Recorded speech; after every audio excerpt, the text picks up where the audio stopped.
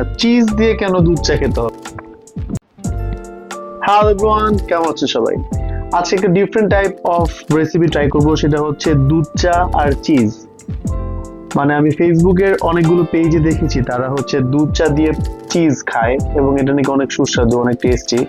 আমার কাছে দেখতে অনেকটা উইয়ার্ড লাগে, আজকে সেটাই ট্রাই করবো যেটা আসলে অনেক টেস্টি নাকি উইয়ার্ড।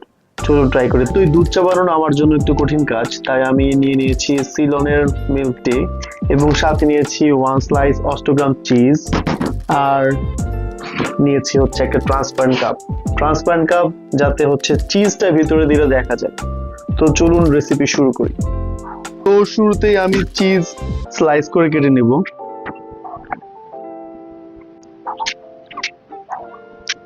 আমার চিজগুলো স্লাইস করে কাটা শেষ, আমি এটাকে সাইড করি। সিলনের ইনস্ট্যান্ট মিল্ক টি,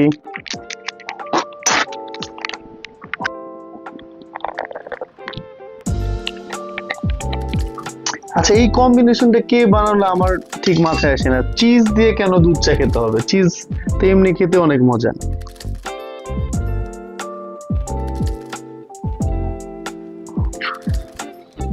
এই হয়ে গেল আমার হচ্ছে চিজ দিয়ে দুধ চা। অ্যাকচুয়ালি চা তো চায়ের মতোই, চিজটা খেতে হবে চায় ডুবিয়ে, এটা হচ্ছে মেইন ফ্যাক্ট।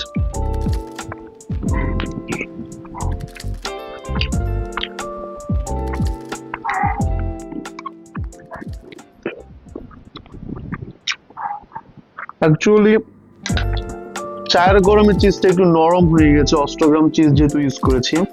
চিজ মুখে নিয়ে চাবাচ্ছি আর চা যখন খাচ্ছি, দুইটার কম্বিনেশন খারাপ না, ভালোই।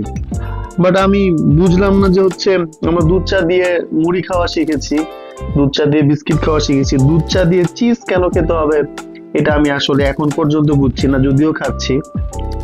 হ্যাঁ, চায়ে ডুবন্ত চিজ তুলে তুলে খেতে আসলে ভালোই লাগছে, ডিফারেন্ট টাইপ টেস্ট। তো যারা চিজ লাভার আছেন, সাথে দুধ চা খুব পছন্দ, তারা এই রেসিপি ট্রাই করতে পারেন। খুব সহজ, দেখতে নিত চিজ স্লাইস করে কাটলাম, দুধ চায়ের মধ্যে দিয়ে দিলাম, তারপর খাচ্ছি। তো পরবর্তীতে দেখা হবে এরকম অন্য কোনো ভিডিও নিয়ে। Till then, tata.